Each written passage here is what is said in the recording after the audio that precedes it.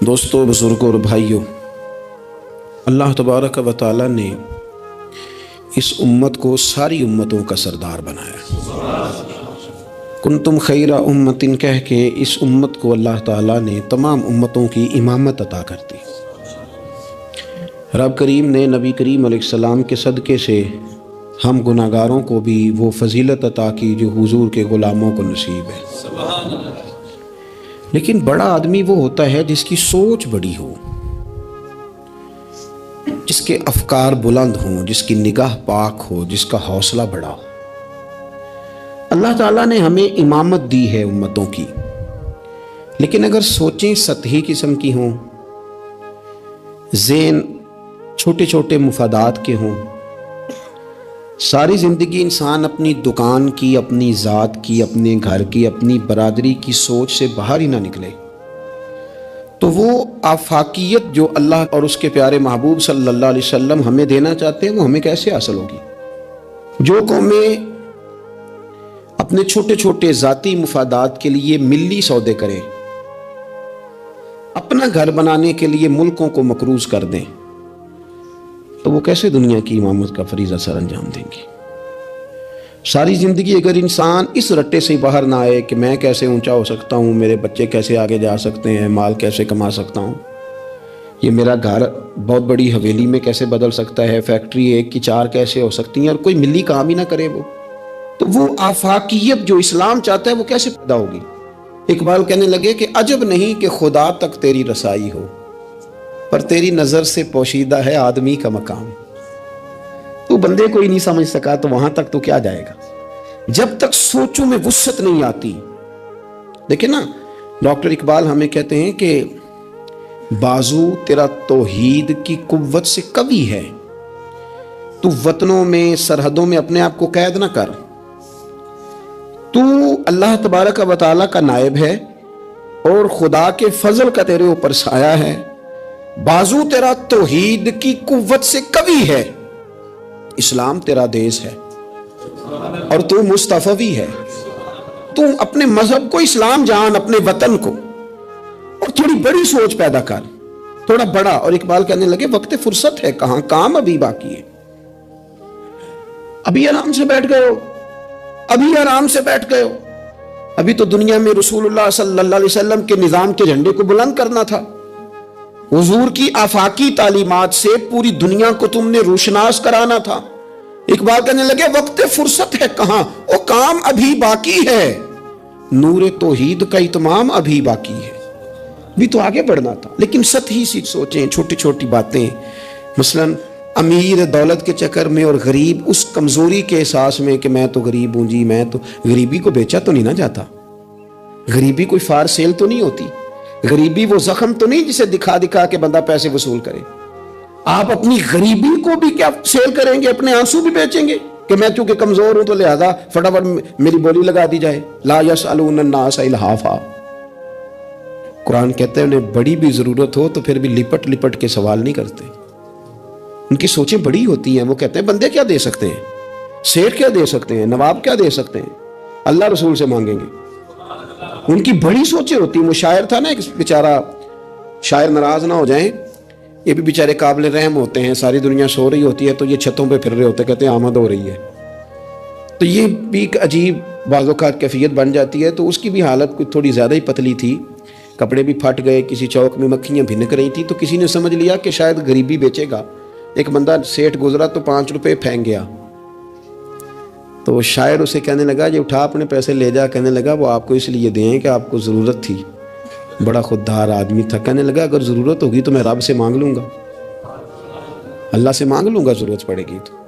یہ آرزوئے کرم اور میں آپ سے کروں، یہ آرزوئے کرم اور میں آپ سے کروں، یہ بھیک اس کو دی دی ہے جس کا خدا نہ ہو، میں مانگ لوں گا اللہ رسول مجھے دیتے ہیں۔ خودداری، عزت نفس، بڑی سوچ، بلند افکار، یہ ذات کا جو چنگل ہے نا، اس سے اپنے آپ کو آزاد کیا جائے۔ میری بات بن جائے، مجھے کو چودھری مان جائے، مجھے کو بڑا مان جائے، کسی کو پتہ چل جائے تعلق ہے، کسی کو پتہ چل جائے فلانے کا نام آتا ہے، کسی کو میں، بھئی آپ کمزور ہو جائیں گے، آپ تو بھیک اور خیرات مانگنے لگیں گے عزت کی۔ آپ کس چکر میں پڑ گئے؟ آپ اپنے ذہن کو بڑا کریں، نگاہ کو بلند کریں، معمولات اس طرح کے کریں. دیکھیں قرآن مجید کیا فرماتا ہے. اللہ کریم نے فرمایا کہ بندوں کی شان یہ ہے کہ وَيُطْعِمُونَ الطَّعَامَ عَلَىٰ حُبِّهِ، وہ لوگوں کو کھانا کھلاتے ہیں پر اللہ کی محبت میں کھلاتے ہیں. کھلاتے لوگوں کو ہیں، پیار پانا چاہتے ہیں رب کا. مسکینم و یتیمم و اسیرا، مسکین کو بھی، یتیم کو بھی اور قیدی کو بھی. کبھی اگلی آیت پر آپ غور کریں نا، فرمائے انما نطعمکم، بے شک وہ کھانا کھلاتے ہیں لوجہ اللہ، اللہ کی رضا کے لیے. لا نرید منکم، اور وہ نہیں چاہتے جزاء ولا شکورا، نہ وہ کوئی جزا مانگتے ہیں اور نہ ان کا دل کرتا ہے کہ ان کا شکریہ ہی ادا کریں. شکریہ کے لفظوں کا تکلف بھی نہیں چاہتے. ولا شکورا، شکریہ کے جملے بھی کوئی بولے انہیں پسند کیوں؟ اس لیے کہ انما نطعمکم لوجہ اللہ، کیونکہ کھلایا جو اللہ کے لیے ہے. پھر کسی کو کہنا میرا احسان مند بان شکر گزار ہو، یہ بات درست نہیں ہوتی. میرے عزیز تھوڑی سی نا بڑی سوچ، ضروری نہیں کہ آپ سماجی ہوں، سیاسی ہوں، آپ کا بڑا رکھ رکھاؤ ہو، یہ کچھ ضروری ہے.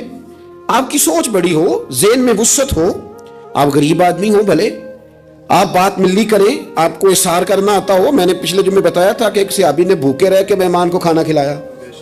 ان کی اپنی حالت یہ تھی کہ ایک وقت کا کھانا نہیں تھا. آپ کے مزاج میں وسعت ہو، مزاج میں. بخاری شریف میں حدیث ہے، نبی پاک صلی اللہ تعالی وسلم کے سامنے سے ایک شخص گزرا. کریم محبوب علیہ السلام نے لوگوں سے پوچھا کہ اس کے بارے میں تمہاری کیا رائے ہے؟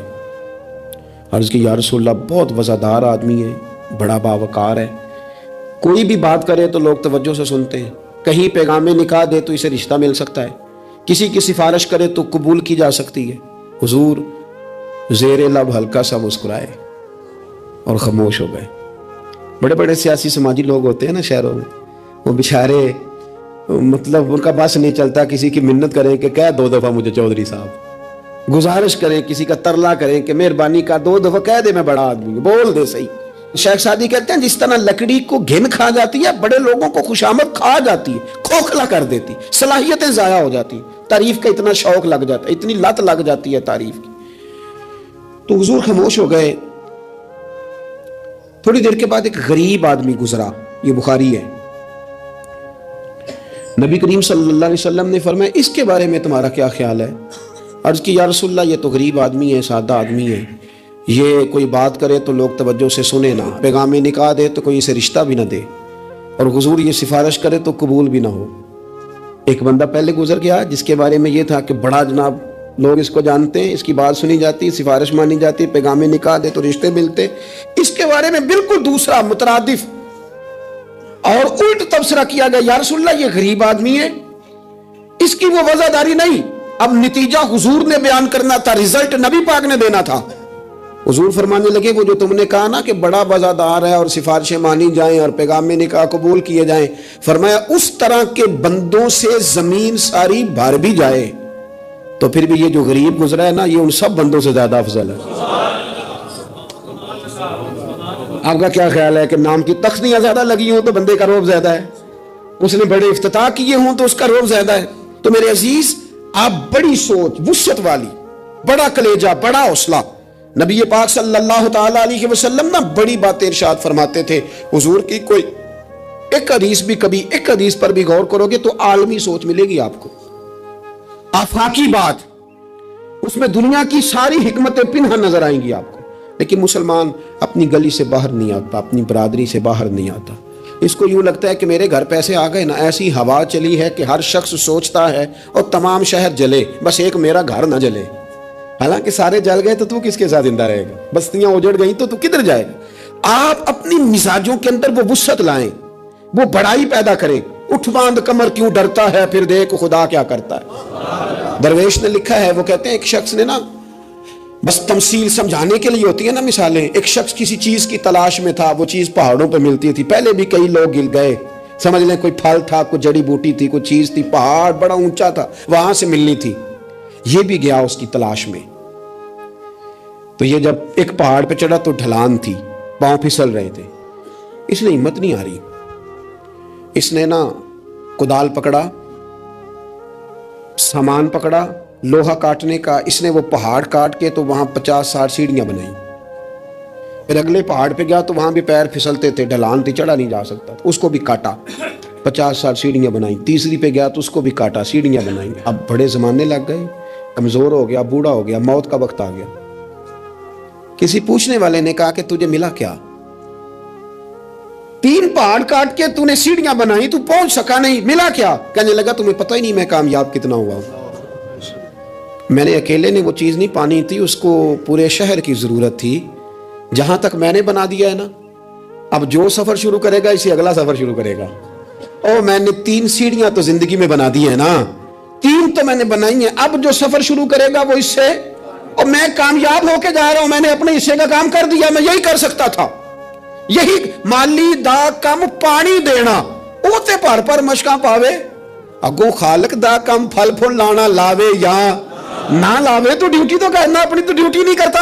एक बाबा जी बूढ़े थे, हाथ कांप रहे थे, हाथ तो दरख्त लगा रहे थे। एक सियाना बंदा गुजरा, उसने कहा बाबा जी ना आपने फल खाना है, इतनी मेहनत की क्या जरूरत है? वो कहने लगा पुत्र, हमारे पिछलों ने लगाए थे ना, उनके फल हमने खाए हैं। हम सोचते हैं कि हम खुद गर्ज ना मर जाएं, हम भी कोई फल लगा दें, चलो आने वाली नस्लें ही खा लेंगी। मैं अगली नस्ल का सोच रहा हूं। भाई मिल्ली सोचे, कौमी, आप कुछ तो कर जाए ऐसा कि फिर आने वालों को सिफर से ना शुरू करना पड़े। कोई तो ऐसी मंजिल हो, कोई तो ऐसा रास्ता हो, कुछ तो आप बना के दे जाए, कुछ तो आप कर जाए। इमाम बुखारी हमें बुखारी बना के दे गए, उन्होंने कहा लो मैं तुम्हें हुजूर की सैयदी से जमा करके दे रहा हूं, अब तशरीह करते रहना, अब पढ़ते रहना, क़यामत तक सुनाते रहना। लेकिन वो हमारा ये वाला सफर उन्होंने खत्म कर दिया कि हम जाएं, जाके हदीस तलाश करें, ढूंढ के लाएं, उसकी सेहत पर बहस करें। ओ भाई, हमारे बुजुर्गों ने जितना काम किया ना, हमारे असफार आसान किए, हमें कुछ मिल्ली करना चाहिए। बातें मैंने कहा समझाने के लिए होती हैं। जब सहाबा मदाइन की जंग में थे ना, तो वहां माल गनीमत इकट्ठा हो रहा था, तो एक सहाबी बहुत सारा माल गनीमत उनके हाथ आया, तो वो सारा लेके आए, पर चेहरे पे कपड़ा था, चेहरे पे कपड़ा था। उन्होंने ला के वो माल गनीमत दिया, वापस जाने लगे तो लोगों ने पूछा यार तुम इतना माल ले आए हो, तुम रख भी सकते थे, हमें क्या पता था तुम्हारे पास है, तो नाम ही बता दो। तो कहने लगे नाम बताऊंगा तो क्या करोगे, तारीफ़ ही करोगे ना। मैं वो तारीफ़ कराना चाहता हूँ जो मेरे रब करीम की बारगाह से इनाम मिले और फरिश्तों की ज़ुबानों पे आए। तुम तो 1-2-4 मिनट के लिए करोगे, बात ख़त्म हो जाएगी। और फिर कहने लगे अगर तुमने ज़रूर ही करनी है ना, तो मेरा नाम छोड़ो, मेरे रब की तारीफ़ करो जो तारीफ़ के काबिल है। अल्हम्दुलिल्लाह रब्बिल आलमीन, उसकी करो तारीफ़। तुम्हें मैं क्यों नाम बताऊं? कहते वो चले गए सहाबी छोड़ के, तो लोगों को इतना तजस्सुस हुआ कि कोई पीछा कर रहा है, कोई उनके दोस्तों से पूछ रहा है, कोई उनके कबीले से पूछ रहा है। जब वो सारे लोग घूम रहे थे ना, अल्लाह अकबर, तो सहाबी से लोगों ने कहा कि आपके पीछे तो लोग लग गए हैं। कहने लगे देख लो, फिर अगर मैंने अपनी तारीफें को रोकी थी तो मेरे रब ने जगह जगह मेरी तारीफें करा दी, जगह जगह। और मेरे दिल में अभी भी नहीं है कि मेरी तारीफ की जाए, तारीफ उस रब की होनी चाहिए जो तारीफ के लायक है। हम ना सतही सोचे पैदा करते हैं, सतही। शहाब ने एक जगह पे लिखा है, उसने कहा ये जहां आज मंगला डैम है ना, यहाँ पहले मीरपुर शहर होता था असल। एक जंग में जब ये तबाह हुआ ना, तो बड़ा दर्द था शहर के पुराने लोगों में कि हमारा शहर फिर से आबाद हो जाए। कहते मेरी ड्यूटी थी, एक अफसर मेरे साथ और था, जीप में जा रहे थे, एक बूढ़ा आदमी उसकी बीवी साथ गधे पे 2 बोरियां रख के गुजर रहा है। हमारा गाड़ी करीब से गुजरने लगी तो हाथ दे के कहने लगा पुत्र बैतुल माल किधर है जहां माल जमा कराते हैं, हुकूमत की वजारत खजाना का दफ्तर कहाँ है? कहते मैंने बूढ़े को देखा और उसकी बीवी को देखा, दोनों, एक ने इस तरफ से बोरी पकड़ी है, एक ने इस तरफ से, गधा चल रहा है। मैंने उनसे कहा बाबा किधर जा रहे हो और ये क्या है? कहने लगे पुत्र हमारा शहर तबाह हो गया है। तो मैंने और मेरी बीवी ने कई महीने लगा के मलबा साफ करके चांदी और सोना जमा किया है। ये 2 बोरियों में भरा है पुत्र, सही नज़र भी नहीं आता, ये पहुंचाना है ज़रा बैतुल माल में ताकि हमारा शहर फिर से बन जाए, हुकूमत के ख़जाने में पैसे आएँ, ये बस्तियाँ फिर से आबाद हो जाएं। हमारे बुज़ुर्गों की, हमारे बड़ों की यहाँ कब्रें हैं, ये शहर बसता रहे, हंसता रहे, लोग यहाँ आते रहे, कोई हमारी कब्रों पे। कहते मैंने बाबे के हाथ देखे तो छाले से भरे हुए, उसके कपड़े देखे तो फटे हुए, बोरी सोने की भरी हुई। कहते मैं रो पड़ा। मैंने कहा तेरे कुर्बान जाऊं, तूने इतनी मेहनत की है घर बनाने के लिए, नहीं शहर बसाने के लिए। ओ भाई कोई शहर बसाने को भी तो मेहनत करे ना। کوئی ملک بنانے کو بھی تو محنت کرے نا, کوئی دین کے آفاقی پیغام اور آفاقی قدروں کی بحالی کے لیے بھی کوشش کرے نا. سطحی سوچیں, تمام شہر جلے بس ایک میرا گھر نہ جلے. کوئی ایسا کام, کوئی ایسا معاملہ, کوئی ایسی چیز جو آفاقی ہو, جو بڑی ہو. آپ کی سوچیں اگر تھوڑی سی بھی وسعت پیدا کر دیں تو اللہ تعالیٰ اس میں آپ کے لیے برکت پیدا کر دیتا ہے. آپ تھوڑا سا ذوق پیدا کریں, تھوڑا سا. میرے اسا فرمایا کرتے تھے, مدرسوں کے بچوں سے پیار کرتے رہنا, خدا اپنے بچوں پہ ویسے ہی رحمت کرتا رہے گا. کسی غریب کی اشکشوئی کرتے رہنا, گھر کا چراغ خود بخود ہی جلتا رہے گا. سوچیں چھوٹی ہیں, سطحی ہیں, ہمارا مفاد چھوٹا ہے, ہم اس کے اندر وسعت لانے کو تیار نہیں ہوتے, چھوٹا لالچ برپا کرتے ہیں, حضور بڑی سوچ دیتے. سراقہ بن مالک کہتے ہیں کہ ابو جہل نے کہا کہ 100 سرخ اونٹ ملیں گے جو حضور کو معاذ اللہ گرفتار کرے گا. میں 100 سرخ اونٹوں کے لالچ میں گیا اور میں حضور تک پہنچ گیا. وہ تو حضور نے حکم دیا تو زمین نے میرے گھوڑے کے پیر پکڑ لیے, اندر دستے چلے جا رہے تھے. کہتے ہیں میں نے کہا کہ حضور میں 100 سرخ اونٹ کے لالچ میں آیا ہوں.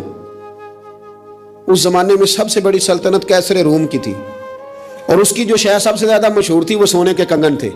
ظاہری طور پر بڑا بادشاہ اور بڑی چیز ہاتھوں میں. آپ خاص غور کریں میں کیا کہنے لگا ہوں. او سنگیو, وہ کہتے ہیں میں آیا تھا 100 سرخ اونٹ کے لیے. تو حضور مجھے فرمانے لگے تو 100 سرخ اونٹ کے پیچھے میں ہے اور میں تیرے ہاتھوں میں کسرا کے کنگن دیکھ رہا ہوں. او بھائی اس سے باہر نکل, اب تو 100 سرخ اونٹوں سے, یہ بھی کوئی بات ہے؟ اتنا چھوٹا مفاد رکھنے کا کیا مطلب ہو؟ آپ اپنی زندگی میں بڑی اور آفاقی سوچ پیدا کریں. امام غزالی کہتے ہیں تو بانٹنے کا ذہن تو بنا, خدا تجھے بانٹنے کی توفیق بھی عطا کر دے گا. ذوق تو پیدا کر, لیکن نہیں. چھوٹی چھوٹی باتیں, تھکی تھکی باتیں, کچی کچی باتیں, کمزور کمزور سہمے سہمے سے لوگ, او حالات کے سہمے ہوئے لوگوں کو بتا دو حالات بدل جاتے ہیں, کوئی ایک جیسے نہیں رہتے. ہر وقت کمزور بات کرنی اور ہر وقت جناب انداز. حضرت سیدنا امام زین العابدین بڑا بانٹا, انہوں نے سوچ بہت بڑی تھی. یعنی آفاقی مزاج کے لوگ, اونچے قد کا مزاج, اونچے رویے. ایک بندہ آپ کے پاس آیا تو اس نے آ کے کہا حضور میں بھوکا ہوں, مجھے کھانا چاہیے. تو امام صاحب نا اونچی اونچی آواز میں رونے لگ گئے, رو پڑے, درد کے ساتھ روئے. پھر گھر گئے, کھانا تھیلے میں باندھ کے سامان لائے اور لا کے نا دیوار کے ساتھ رکھ دیا. اس کو بلایا, کہنے لگے فلانی دیوار کے ساتھ میں نے کھانا رکھا, اٹھا کے لے جا. آپ کے صاحب زیادہ کہنے لگے ابا جی ایک تو رونا آپ کا میری سمجھ میں نہیں آیا, لوگ سوال کر ہی لیتے ہیں, اور پھر یہ کہ آپ نے دیوار کے ساتھ رکھا تھا, اسے دے دینے میں کیا حرج تھا. تو امام صاحب فرمانے لگے پتر رویا اس لیے ہوں کہ یار وہ بھوکا تھا اور مجھے پتہ ہی نہیں تھا. پتہ نہیں کتنی بھوک سے کہ اسے کہنا پڑا ہے. درد آیا ہے کہ خدا سوال کرے گا کہ تیرے پڑوس میں بندہ بھوکا تھا, اس گلی میں بھوکا تھا, تجھے پتہ ہی کوئی نہیں تھا. رو پڑا ہوں کہ مجھے خبر ہونی چاہیے تھی. اور وہاں اس لیے رکھا ہے کہ ہمیشہ لینے والا ہاتھ دینے والے ہاتھ سے چھوٹا ہوتا ہے. لینے والا ہاتھ نیچے ہوتا ہے, دینے والا اوپر ہوتا ہے.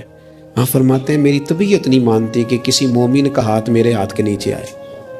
یہ سارے ہاتھ شانوں والے ہیں, لہذا میں ہاتھ سے پکڑاتا ہی نہیں. میں کسی کی نظر کیوں جھکاؤں, کیوں کسی کو اس طرح کا کروں کہ اس کی نظریں جھک جائے میرے سامنے کہ مجھے اس نے دیا ہے اور وہ شکر گزار بنے. میں یہ کام, اس کسی نے کہا تھا نا کہ یوں تو ہر ایک کو شیطان سے ڈر لگتا ہے, اور مجھ کو اس دور کے کچھ انسانوں سے ڈر لگتا ہے, اور جس کی ہر بات میں پوشیدہ ہو نشتر کی چبھن, ایسے ہر صاحب احسان سے ڈر لگتا ہے. اس نے احسان کر کے پھر نشتر چبھونے, اس سے ڈر آتا. فرمایا میں نہیں چاہتا. اتنی بڑی سوچیں جب لوگوں کی ہوتی ہیں تو پھر میرے بھائی انداز اور ہوتے ہیں.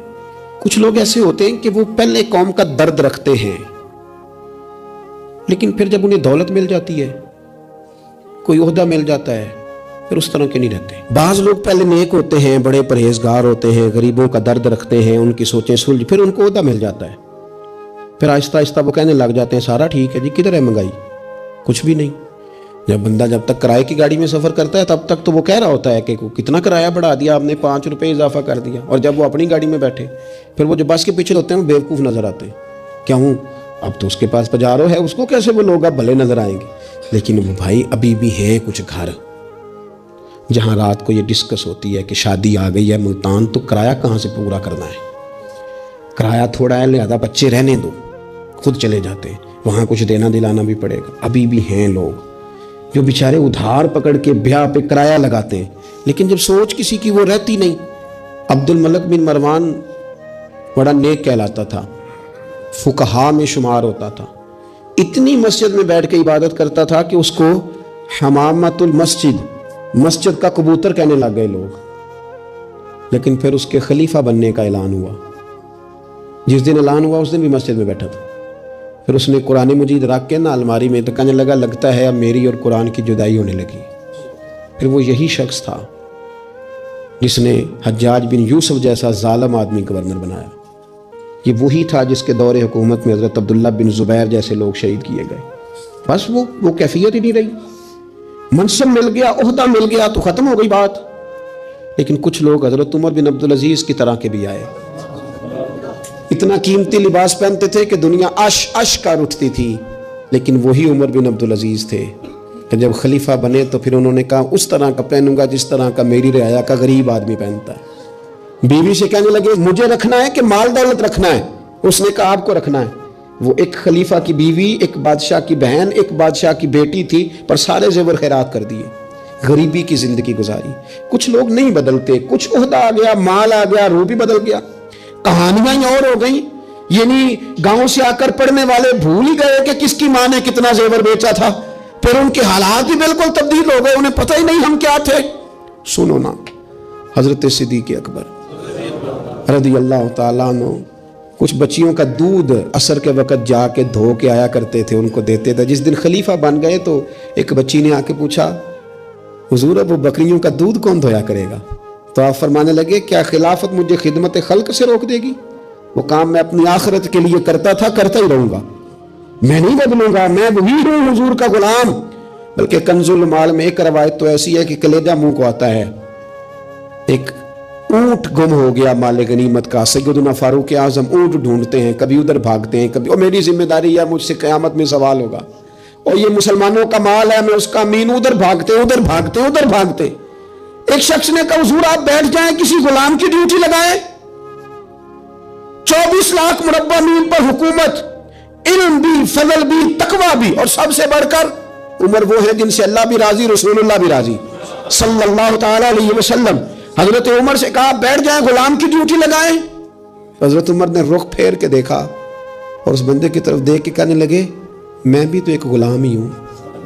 کیا ہوں میں؟ ایک غلام ہی ہوں، میں ایک غلام ہی ہوں، ایک تے محل چڑھایا سانیاں، غلام ہی ہوں میں، کیا ہوں میں؟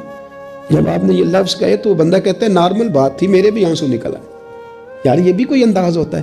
لیکن بھول گئے لوگ، اپنوں کو بھول گئے، اپنوں کو بھول گئے، اپنے قریبیوں کو بھول گئے۔ دولت آئی تو پھر وہ محلہ پسند نہ آیا، پھر گھر سوسائٹی میں بن گیا، پھر یار بدل گئے، پھر رشتہ داریاں بدل گئیں، پھر حالات اور ہو گئے۔ اپنی سوچیں بڑی کریں، ذہن بڑا کریں، اپنے اندر تغیر نہ لائیں۔ آپ آفاقی بن جائیں، ذہن بڑا ہو تو خدا عطا بھی بڑا ہی کرتا ہے۔ اللہ سمجھنے کی توفیق عطا فرمائے۔ آخر دعویٰ